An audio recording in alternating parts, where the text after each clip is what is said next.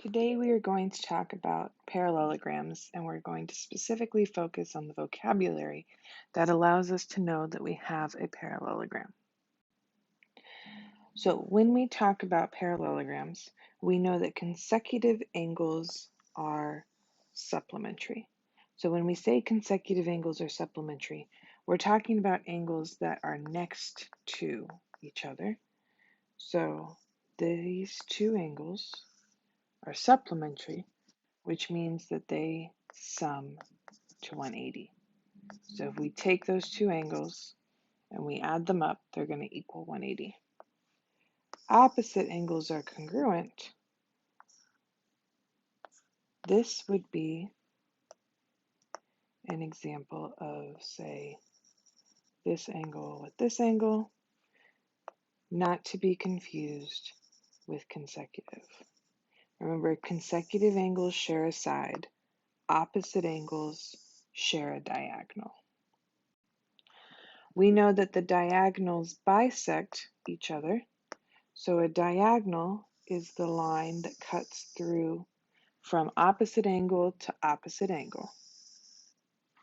So if they bisect each other, that means that for one diagonal, so for this one, that means that this part is congruent to this part. And separately, for this diagonal, that means that this part is congruent to that part.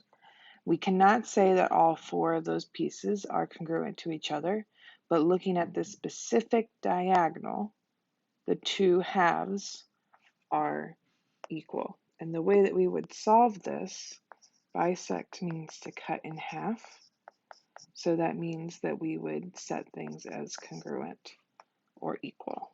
So that equation would be A equals B. When we're talking about the sides, opposite sides are congruent. So these two sides are congruent and these two sides are congruent. And then when I say opposite sides are parallel, that's when I use my arrows. Parallel does not allow for me to solve for any missing variables, but it does tell me I have a parallelogram if I know that the opposite sides are parallel. Any of these properties would tell us that we have a parallelogram, but specifically, knowing that something is parallel, that's kind of our definition, our starting point. And when we say things are congruent, once again, we're setting them equal. So if we were to solve, we would say A equals B.